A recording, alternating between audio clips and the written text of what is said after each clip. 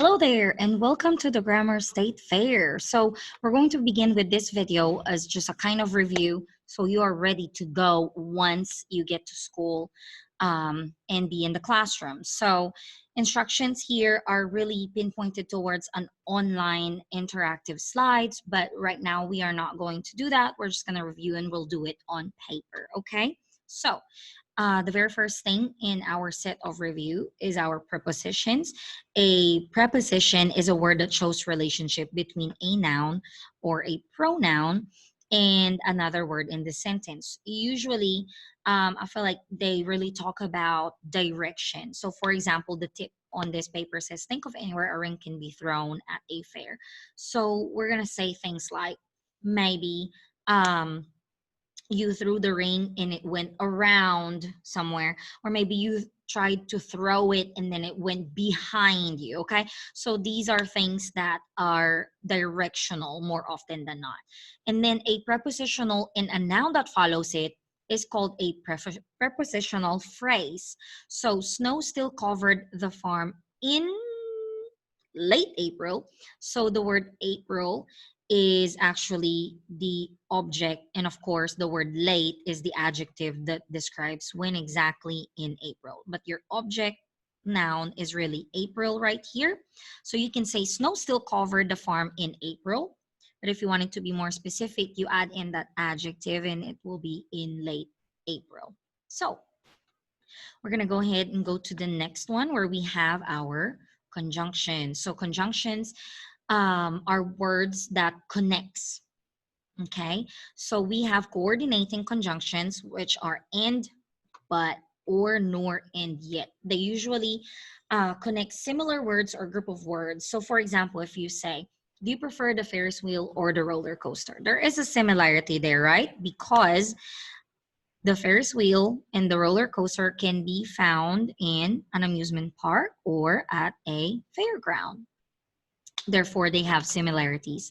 A correlative conjunction are used for pairs to connect words. So either or, neither nor, both, and not only but also whether or. Not only he is good at playing football, but he is also good at playing the drums. So they're not really similar. Playing football is a sport and playing the drums is, playing a musical instrument. But there is a correlation because they're also both hobbies, or they're correlated in a way that this person we are trying to describe likes to do both of those things. Okay, not exactly similar or in the same category, but they are kind of related to each other. Now we have pronouns part 1, and I'm gonna move this around right here. So a pronoun is a word that can be substituted instead of using a noun. Okay, so instead of saying say John ate lunch, we can just say he ate lunch. But in this example, we're looking at the antecedent, which is a noun, that the pronoun refers back to. So Diego ate his snack at recess and he enjoyed it. The pronoun he actually refers back to Diego. So that means if I ask, what is the antecedent of he? Your answer should be Diego. Okay? So keep watching because you don't know when I'm going to pop the question for the exit slip, quote unquote, just to make sure that you have watched the video or not. Because remember, if you don't watch the video, you probably have more work than anyone else. So now let's go to that next one, which is kind of covered. Subject pronouns can replace the noun that is the subject of a sentence, okay? Instead of saying, Mrs. Walker is recording a video, you can say, she is recording a video. So those are subject. Most of the time, they go in the beginning of the sentence and not at the end. Unlike the object pronouns, they usually are near the end, in the middle, or the end of the sentence. It depends on the sentence you are doing. So our example here is Mary ate the piece of apple pie. She enjoyed it. So, of course, the word Mary is the subject of the sentence. She is also a subject, but the word it at the very end actually is your object because you're talking about the apple pie, okay, which is at the end. Apple pie, it. They're both at the end. Therefore, those are object and not your subject of the sentence. So far, so good. Let's go ahead and look at pronouns part 2. So we have intensive and reflexive pronouns. They're very similar, but the functions are different. So intensive pronouns are not essential to a sentence basic meaning, but the reflexive is very important in it. So pronouns like myself, yourself, himself, herself, it ends with self, self, self, or selves, ourselves, yourselves, and themselves. To find out how they are different, you need to figure out if the pronoun can be removed from the sentence or not. Because if you remove an intensive pronoun, the sentence will still make sense. And if the sentence doesn't make sense, then that means you have a reflexive. So I want you to get a piece of paper. Remember, do not rip that from your binder. It needs to stay in your binder. And I want you to quickly write this down because this is one of the questions for your exit slip. Okay. So the first question is, which kind of pronoun can be removed and the sentence will still make sense? Is it reflexive or is it intensive? So on your paper, I would like for you to answer this question. Okay, so make sure that you have that as your, we're gonna say question number 1. Write that on your paper and you will turn this paper in when you get back to school. So that's question number 1. Go ahead and pause as you answer. You may go back to the part of the video that has that, and then you may answer on your paper. I hope you're able to find the correct answer to that. And now we're going to the next part. A possessive adjective is an adjective that is used to show ownership. But the possessive adjectives also, they look very similar to a pronoun, okay?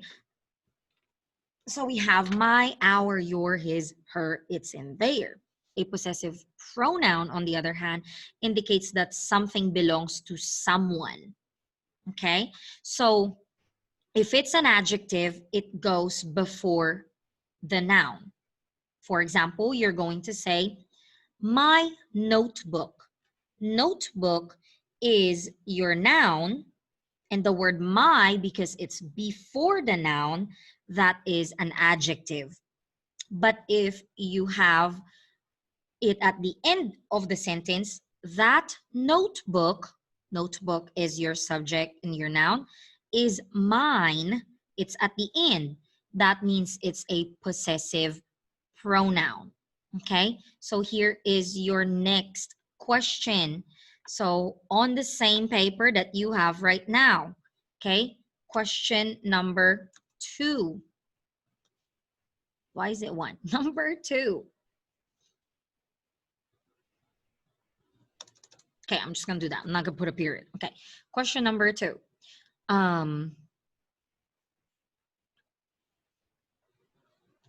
That pen is mine.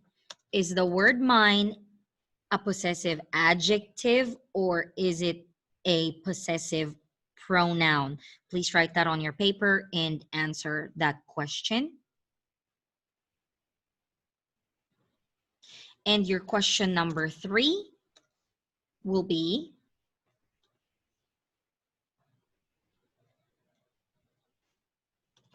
the blue bag. Sorry, we'll change that.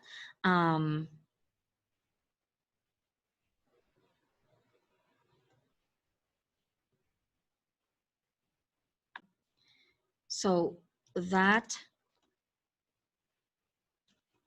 is her blue bag. Now I want you to tell me, is this being used as an adjective or is this a pronoun?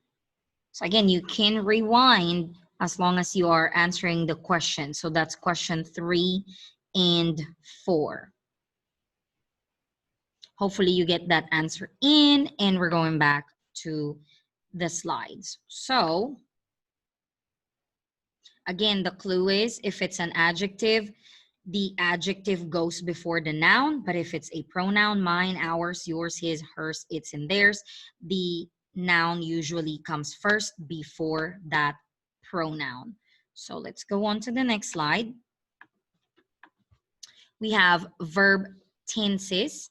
Okay, so the simple present tense tells us about an action that happens over and over again.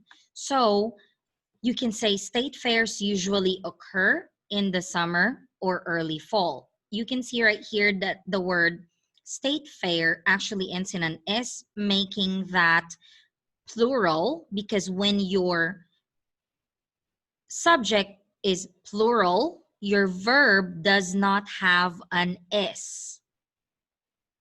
When a Ferris wheel completes 6 rotations, the ride is over. The reason for that is this is singular, Ferris wheel, singular subject, your verb has an S. It's a little bit confusing, but that's how it's going to work. If it's a singular subject, the verb ends in S. So the next one is simple future tense. It tells you about an action that will happen in the future. So it should include a verb, will, or are going to. So those are the clues. Will, and then verb, and then are going to, and then a verb. Remember, if it's an action word, it should be something you can act in a charade. Okay? So for your last 2 questions, questions number 4 and 5, you are to tell me if you need to correct this verb. Okay, so for example, not an example, write it on your paper. Cynthia, and which one is the correct answer? Tell or tells me yesterday that she got a new puppy. Okay, so on your paper, all you have to do is write the sentence from Cynthia and then tell me which one you pick. Tell or tells me yesterday that she got a new puppy. And question number 5, this is your last question for your exit slip. Remember, they have to be on the same paper. Okay, we are going to say, my dad and I are going to the store this afternoon to look at bikes. So just a little reminder, you can rewind the video if you have forgotten what the rule is. Singular subject, singular verb. How does a singular verb look like? And singular plural subject, plural verb. How does a plural verb look like? Go rewind that and watch that part, or read that on the slides. So if you have the questions to those 5 things, then you are ready to come to school, and we'll do your grammar passport and we'll see. All right, so I will see you when you get here. Thank you so much for watching this video, and I hope to see you when you get to school this week. Bye.